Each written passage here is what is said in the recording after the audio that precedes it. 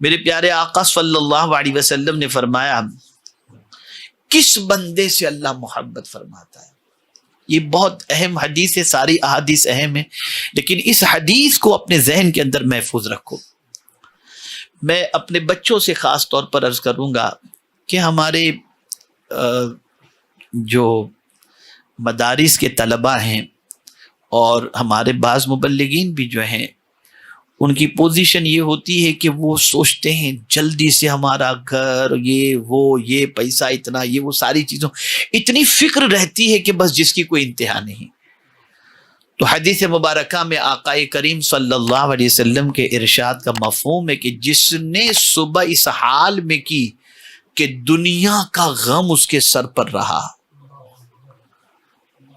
وہ اس کی آخرت خراب ہوئی، اور وہ دنیا کے غم کی وجہ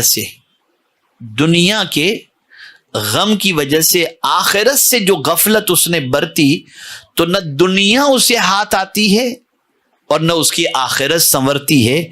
ارے بندے، تیرے لیے تو وہی اللہ عز و جل نے، جو تیرے لیے وہی ہے جو اللہ عز و جل نے مقدر کر رکھا ہے، تجھے تو تیرے حساب کی دنیا مل کر کے ہی رہے گی.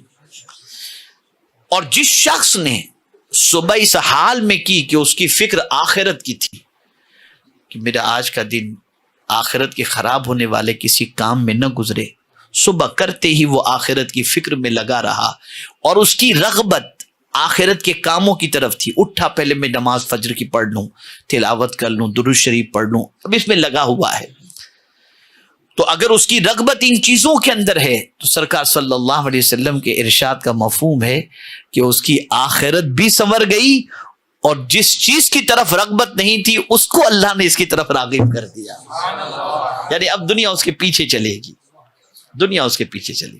اور یہ بات یاد رکھیے گا کہ آخرت کی فکر کرنے والے بندے کے پیچھے دنیا چلا کرتی ہے، اور دنیا کی فکر کرنے والے کے پیچھے جو ہے دنیا بالکل نہیں چلتی. اس لیے یاد رکھیے گا، اگر آدمی کے بارے میں معلوم ہو جائے کہ یہ حریص ہے اور لالچی ہے، اس سے کوئی محبت نہیں کرتا.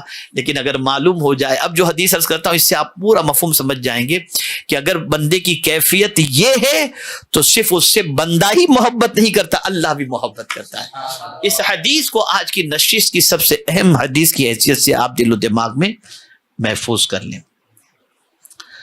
حضرت سعد ابن ابی وقاص رضی اللہ تعالی عنہ نے فرمایا، میں نے حضور نبی اکرم صلی اللہ علیہ وسلم کو فرماتے ہوئے سنا. یہ حضرت سعد ابن ابی وقاص کون ہیں؟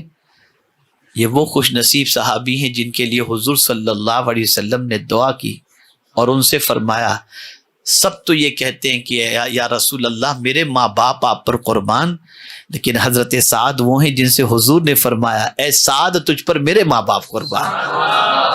تو اتنے جلیل القدر صحابی ہیں.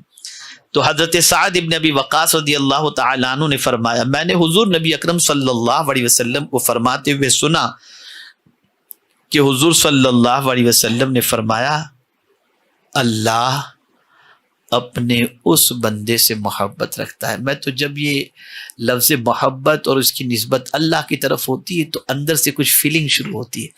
اللہ اپنے بندے سے اتنا، سب ساری کائنات کا مالک، سارے جہاں کا مالک، اور وہ اپنے بندے سے محبت فرمائے. یعنی اب آپ سوچیں کوئی بڑا آج کے دور میں چھوٹے، وہ خالق ہو کر بندے سے، اور کیسے بندے سے محبت فرماتے. اللہ کے ولیوں کی پوزیشن یہ تھی کہ یہ قرآن کے ان اوصاف کو تلاش کرتے تھے جن اوصاف کی بنیاد پر اللہ عز و جل ان سے محبت کرنے لگے. اور قرآن میں بے شمار مقامات پر موجود ہے کہ کن صفت والوں سے اللہ محبت فرماتا ہے. ان اللہ یحب التوابین و یحب المتطہرین، یہ قرآن مقدس کے اندر اس طریقے سے موجود ہے. تو اب حضور صلی اللہ علیہ وسلم فرماتے ہیں، اللہ تعالی اپنے اس بندے سے محبت فرماتا ہے جو متقی ہو. کون ہو؟ اب ہم سوچیں کہ ایسا کریں گے تو دنیا محبت کرے گی، فکر چھوڑ دو. جہاں متقی بنے اللہ محبت فرمائے گا، اور اللہ اگر محبت فرماتا ہے تو خود ہی محبت نہیں کرتا، یہ بھی سن لیجئے گا. وہ صرف تنہا محبت نہیں کرتا، وہ پہلے آسمان والوں سے اللہ فرماتے کوئی اس بندے سے میں محبت کرتا ہوں، فرشتوں تم بھی اس سے محبت کرو. پھر فرشتوں سے کہتا ہے جاؤ زمین والوں سے کہو کہ میں اس بندے سے محبت کرتا ہوں، تم بھی محبت کرو. تو اللہ جب کسی بندے سے محبت کرتا ہے تو مخلوق کو اس کی محبت کی طرف مائل کر دیتا ہے.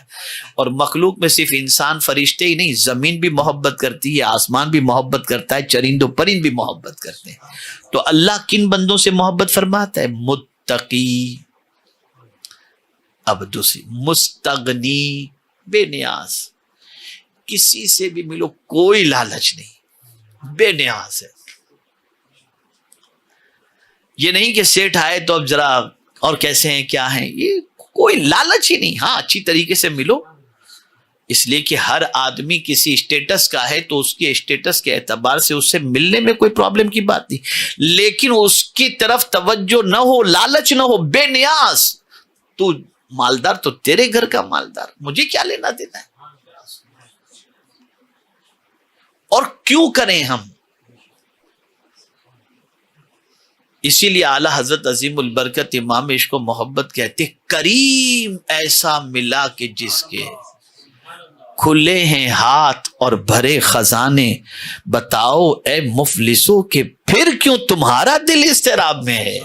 ہمارے آقا ہیں، بس اللہ سے یہ دعا کیا کرو. اسی لیے حدیث شریف میں یہ دعا موجود ہے، اللہم اغننا بفضلک عمن سواک. اپنے فضل سے میرے مولا تو ہمیں بے نیاز کر دے تیرے علاوہ سے. یہ دعا ہونی چاہیے. تو مستغنی یعنی بے نیاز ہے، کسی سے کوئی لالچ نہیں، کوئی آرزو نہیں، کوئی تمنا نہیں. اور میں یہ آپ کو کہہ دوں، آپ مخلوق سے تمنا اور آرزوؤں کو ہٹا کر ذرا خالق سے تمنا کر کے دیکھو،